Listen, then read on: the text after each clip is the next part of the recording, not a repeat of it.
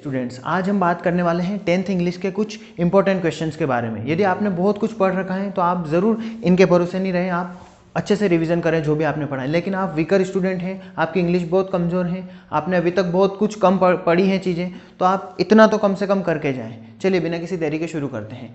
तो रिपोर्ट आ सकती है आपके, right a report on value of games and sports, ठीक है, या right a paragraph on importance of games and sport, ऐसा कुछ लिखा हुआ रह सकता है। या right a report on importance of trees, या ऑनलाइन एजुकेशन के बारे में आ सकता है, मोबाइल फ़ोन का आ सकता है, या advantages of social media and disadvantages of. तो आपको मिला जुला के एक ही याद कर लेना है, और अगर दोनों तीनों में से कुछ भी लिखा हुआ है तो आप ये इसके ऊपर लिख सकते हैं। ये मोस्ट इंपॉर्टेंट है। सेव वाटर वाला भी जो है कई मॉडल सेट में मैंने देखा है, तो हो सकता है ये भी आपको बोर्ड एग्जाम में देखने को मिल जाए।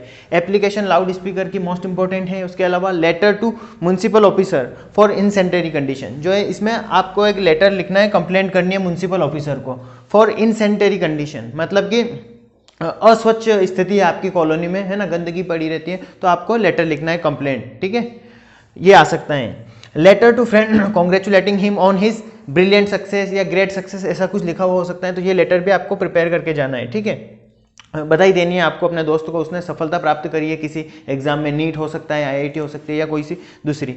बर्थडे पार्टी, मैरिज पार्टी और समर वेकेशन, ये तीनों मैंने ऑब्लिक करके क्यों लिखा है, ये तीनों एक लेटर नहीं है, लेकिन बर्थडे पार्टी और मैरिज पार्टी में सिर्फ आपको एक वर्ड चेंज करना है और पूरा आप एक याद करोगे और ये आपको पूरा याद हो जाएगा। आई बटन में जाकर के अभी वीडियो देख लेना आप, मैंने बनाई हुई है, बहुत ही सिंपल आसान भाषा में मैंने समझाया है आपको, तो वो ज़रूर आप अभी आई बटन पे क्लिक करके देख लेना।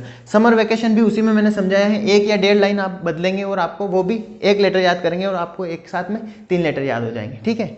अगला देखते हैं, फीस कंसेशन या बुक बैंक की जो एप्लीकेशन है, मोस्ट इंपॉर्टेंट है, इसके ऊपर मैं वीडियो लाने वाला हूँ, अगला वीडियो शायद इसी के ऊपर आएगा, तो इसमें भी 1-1.5 लाइन चेंज करेंगे, तो दोनों बहुत ही ऐसे, अगर आपने लिखी हुई है पहले से तो आप वही याद कर लें, बाकी मैं कल तक वीडियो लाऊंगा इसके ऊपर। पिक्चर गाइडेड कंपोजिशन भी आता है 3 नंबर में। हो सकता है ताजमहल की पिक्चर दिख जाए आपको, उसके ऊपर लिखना रहे, या फिर आपको कुछ बर्ड्स, कुछ ट्रीज और सन दिखेगा सूर्य उगता हुआ, उसके ऊपर आपको लिखना रहे, या फिर नॉइस पोल्यूशन, इन दोनों तीनों में से एक आपको देखने को मिल सकता है, या कोई और भी आ सकता है, हो सकता है महात्मा गांधी की कोई पिक्चर दिख जाए, उसके ऊपर आपको लिखना पड़े, ठीक है।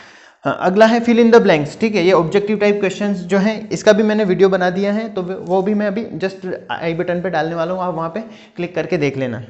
हाँ, अगला है डू एज डायरेक्टेड, ये जो है ये आपके पास जो भी प्रश्न बैंक हो, परीक्षा अध्ययन हो, जहाँ पे भी हो, आपके पास जो भी चीज़ें हो उसमें से देख लेना, आप ये देखकर जरूर जाना है ना। 5 नंबर का आता है डू एज डायरेक्टेड। एक्सट्रैक्ट के क्वेश्चन भी 10 से 12 नंबर को आपको देखने को मिलेंगे, ठीक है। एक्सट्रैक्ट मतलब वो पद्यांश गद्यांश जो रहते हैं आपके हिंदी में, उसी प्रकार से आपको इंग्लिश में लिखा हुआ आएगा, और उसके ऊपर 3 या 4 क्वेश्चन बनेंगे, कुछ सिनोनिम हो सकते हैं, कुछ एंटोनिम हो सकते हैं उसमें, ठीक है, और कुछ उस चैप्टर से रिलेटेड क्वेश्चंस रहते हैं, ठीक है।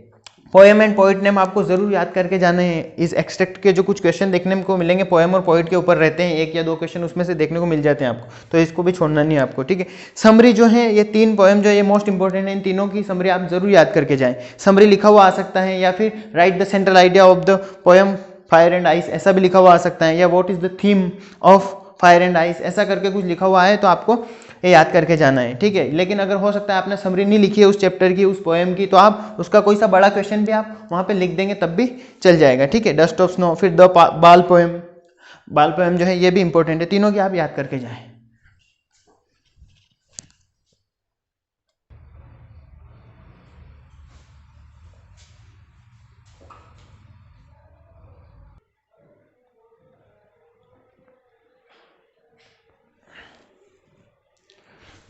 बाकी के टेक्स्ट बुक के क्वेश्चन भी फुर्ती से देख लेते हैं। हु और what did Lencho have faith in, what did he do, why were 2 national anthems sung, ये भी इंपॉर्टेंट क्वेश्चन है। I will take the risk, what is the risk, important question है। Why does anything she could confide more in her diary than in people, ऐसा question है।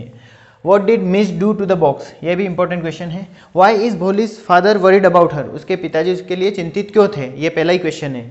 What kind of a person is Mrs Loisel, why is she always unhappy, ऐसा है इसके आगे, ठीक है। मैंने जगह की कमी होने के कारण इतना ही लिखा है, आधा क्वेश्चन ही लिखा है।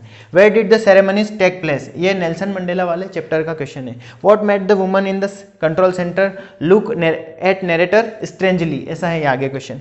Any such teachers are most unpredictable, why was 20th century called era of books, what is a hemlock tree, ये भी इंपॉर्टेंट है, इसकी हो सकता है समरी आ जाए या फिर ये बड़ा क्वेश्चन आ जाए, तो आपको लिखना है कोई सा भी, ठीक है, छोड़ के नहीं आना है question. Is Amanda an orphan, why does she say so, why does Mrs Pumphrey think the dog's recovery is a triumph of surgery, ऐसा क्वेश्चन है। Why does Mrs Hall find the scientist eccentric, how did Mandela hunger for freedom change his life, ये 3 number में आने की संभावना है, और ये वाला भी 3 नंबर में आने की संभावना है। How do they replace the necklace. Thank you so much.